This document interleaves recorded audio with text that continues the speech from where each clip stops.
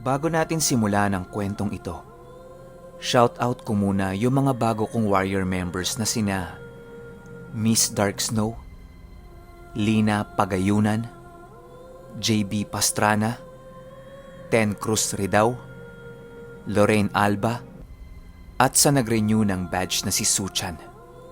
Maraming salamat po sa inyo. Simulan na natin to.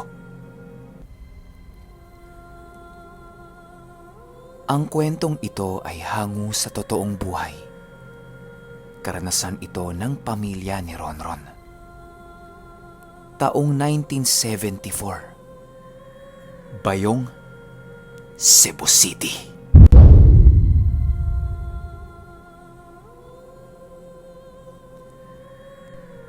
Ilang taon na ang lumipas mula nung huling nangyaring insidente sa kanila.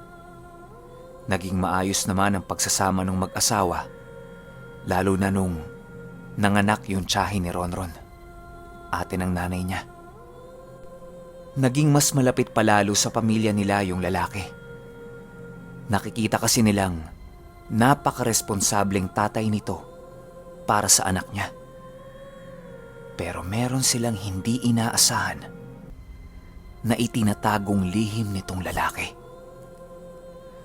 Ayon dito sa nanay ni Ronron, mula nung nangyari yung insidenteng yun sa bahay nila, 4:00 pa lang ng hapon, pinapapasok na kaagad sila sa bahay. Ang bili nitong tatay nila sa kanila, wag nang magpaabot ng 5:00 ng hapon sa daan. Gawa ng maraming mga mata ang nakatingin sa kanila na tila ba nag-aabang lang ng pagkakataon kung kailan sila gagalaw. Halos araw-araw ganun at ganun ang nangyayari sa bahay nila.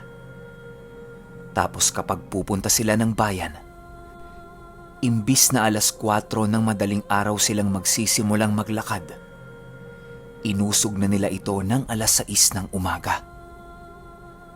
Mas mainam kasi na maglakad na may konting liwanag na ng araw kaysa balot ng dilim ang buong paligid. Mabuti nang nag-iingat. Tapos meron ding araw na hindi sila pumupunta sa bayan. Araw ito ng Miyerkules at araw ng Biyernes.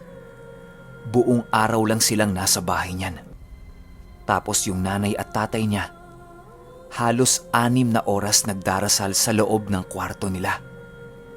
6:00 ng hapon hanggang 12:00 ng madaling araw. Makakakain lang din sila kapag tapos nang magdasal yung dalawa.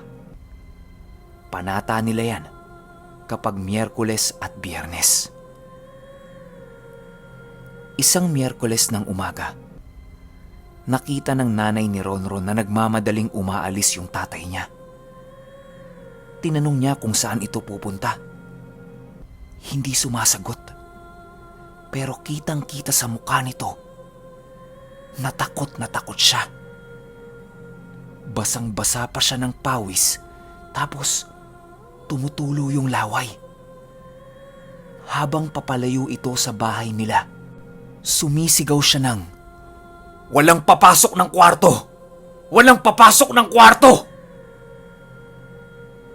Silang magkakapatid, blanko. Hindi naman nila alam kung bakit ganun yung tatay nila. Dala ng kuryosidad, naisipan nitong nanay ni Ronron na bakit sila hindi papasok ng kwarto? Kwarto naman ng magulang nila yon. Sinubukan niyang buksan yung pintuan ng kwarto. Pero wala. Nakakandado. Ang sabi niya sa kapatid niyang lalaki, silipin nila sa labas. Yung bahay nila, gawa lang sa pawid. Kaya may mga butas-butas yung dingding nito. Nung nasa labas na sila, nilakihan nila yung butas doon sa kwarto ng mga magulang nila para masilip kung ano bang nangyayari sa loob. Pagsilip nilang magkapatid, nakita nila yung nanay nila na nakahiga sa lapag ng kwarto habang sakal-sakal nito ang sarili niya. Rinig na rinig nitong nanay ni Ronron yung paghihirap ng nanay niya.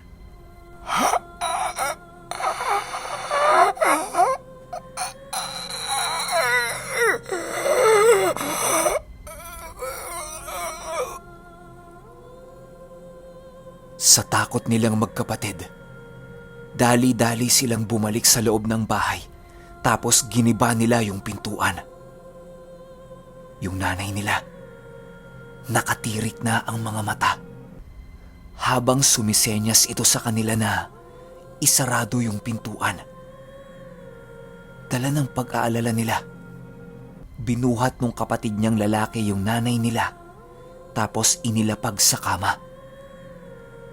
Maya-maya pa, narinig nila yung tunog na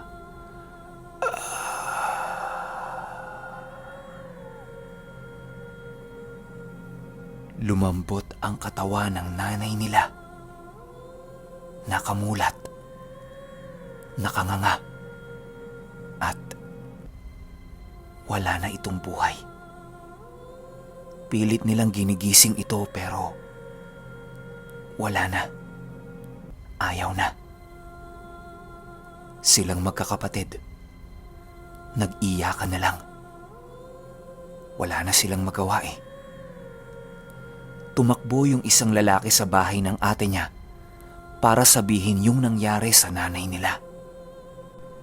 Pagdating ng ate nila sa bahay, nagulantang din siya sa nakita niya. Lahat sila nag-iiyakan. Habang magkakayakap silang magkakapatid, nakita nitong nanay ni Ronron yung asawa ng ate niya na may kinakausap sa labas ng bintana. Wala namang ibang tao doon, di ba? Tsaka, bakas sa mukha nito na wala siyang pake sa nangyari. Kinalabit niya yung ate niya, tapos nginuso niya yung asawa nito. Agad namang lumapit yung asawa niya sa kanya para patahanin siya. Lumipas ang maghapon na hinintay nila yung tatay nila. 5:00 na ng hapon pero wala pa rin ito. Alalang-alala na sila kasi hindi naman ganun yung tatay nila eh. Baka meron na rin nangyaring masama sa kanya o kung ano man. Binalot nila ng kumot yung nanay nila tapos inilabas nila ito ng kwarto. Mga bandang 8:00 na ng gabi nang may narinig sila sa labas na nagsisisigaw. Parang may humahabol dito. Pagsilip nila sa bintana, yung tatay nila. Wala na itong suot na damit. Tapos nakapaa pa. Agad-agad silang tumakbo papalapit dito para tanungin kung ano ang nangyari. Kaso lang, wala ito sa kanyang sarili. Usal ito ng usal ng hindi maintindiang salita. Tapos hindi sila pinapansin. Dire-diretso ito sa kwarto nila nang bigla itong tumigil sa pintuan at biglang humagulgol. Naririnig nila na panaysabi ito ng "Patawarin mo ako, patawarin mo ako. Nakiusap ako sa kanya pero ayaw niyang makinig. Patawarin mo ako." Marami pa itong sinasabi pero hindi na gaanong maintindihan ng nanay ni Ronron gawa ng hagulgol ito sa pag-iyak. Sinilip nilang magkakapatid yung tatay nila. Nakayuko ito tapos nagdadasal na naman. Maya-maya pa, unti-unting umaangat yung bangkay ng nanay nila. Yun bang parang umuupo ito? Pero bumagsak din ito kaagad. Inisip nilang magkakapatid, baka yun na yung huling hinga ng nanay nila. O hindi naman kaya, Baka may kinalaman doon yung orasyon na ginawa ng tatay nila. Inalis ng tatay niya yung kumot nito sa muka. Tapos walang sabi-sabi, kinuha niya yung nanay ni Ronron. Tinapat nito yung tenga ng nanay ni Ronron sa bibig ng asawa niya. Tapos ang sabi, wag na wag siyang gagalaw. Lahat silang magkakapatid, pati yung asawa ng ate niya, nanonood sa ginagawa nito. Tumagal lang yon ng 2 segundo. Pagtapat kasi ng tenga niya sa bibig ng nanay niya, meron lang sinundot yung tatay niya sa katawan ng nanay niya. Tapos nakaramdam siya ng malamig na hangin na pumasok sa tenga niya. Yung tunog ganito. Tapos pinaalis na siya doon. Wala naman siyang naramdamang kakaiba matapos yun, maliban doon sa malamig na hangin. Lumipas ang buong gabi na nagluluksa sila sa pagkawala ng nanay nila. Pinag-uusapan nila kung anong gagawin para bukas. Hanggang sa nagpaalam na yung mag-asawa. 1:00 na kasi yon ng madaling araw. Tapos wala pang kasama doon yung anak nila. Basta ang napagkasunduan, 5:00 pa lang ng madaling araw, lalakad na yung asawa ng anak niya para pumunta ng bayan. Doon ay manghihiram siya ng tricycle na pwedeng pagdalhan doon sa bangkay. Nung nakauwi na yung lalaki at yung anak niya, galit na nagmura ang tatay nila. Wika nito, ina, may albularyo na, may aswang pa. Yawa! Lahat silang magkakapatid nakatingin lang sa tatay nila. Walang umiimik. Kitang-kita nila sa mukha nito. Naggalit na galit siya at parang may gagawin na hindi maganda. Maya-maya pa, bigla itong merong sinilip sa labas. Ang sabi niya sa mga anak niya, "Ayun oh! Ayun! Tingnan nyo! Andun oh!" Merong tinuturo yung tatay nila. Pero wala naman silang makita. Wika pa niya, "Yun! Yun yung humabol sa akin. Kita nyo? 2 matandang babae." Pero wala. Wala talaga silang nakikita. Bigla itong pumasok sa loob ng kwarto nila na parang meron siyang kukunin. Pagpasok niya, bigla itong nagsisisigaw. Agad-agad sumunod yung magkakapatid sa tatay nila. Bilang maliit lang naman yung bahay nila, nakapunta kaagad sila dito. Saksing buhay hanggang ngayon itong nanay ni Ronron at ang mga kapatid niya sa nakita nila. Isa itong payat na bata na nakatungtong sa bintana nila at hila-hila yung kumot na pinagbabalutan ng bangkay ng nanay nila. Humpak na humpak ang mukha nito, tapos parang luluwa na yung mga mata niya dahil sa laki. Nakanganga itong nakatitig sa kanila at bakas sa mukha niya na hindi din niya alam kung anong gagawin niya. Biglang may hinilang kawayan yung tatay nila sa ilalim ng kama. Pinagpapalo niya sa braso yung bata. Doon na nag-iba yung itsura ng bata. Para itong pusang inagawa ng pagkain. Tumalon kaagad ito papalabas sa bintana nila at tumakbo.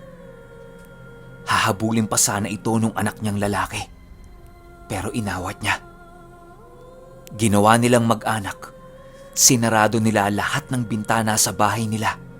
Tapos nagsama-sama sila sa isang kwarto. Ang sabi ng tatay nila, may basbas yung mga aswang na yon, kaya nagagawang makasungkit sa bahay nila. Yung kumot kung saan humawak yung bata, pinunit ng tatay nila. Tapos hinalo niya yun sa mga pinatuyo niyang dahon habang meron siyang inuusal-usal. Maya-maya pa, lahat ng mga anak niya, isa-isa niyang pinadura doon, maliban sa nanay ni Ronron.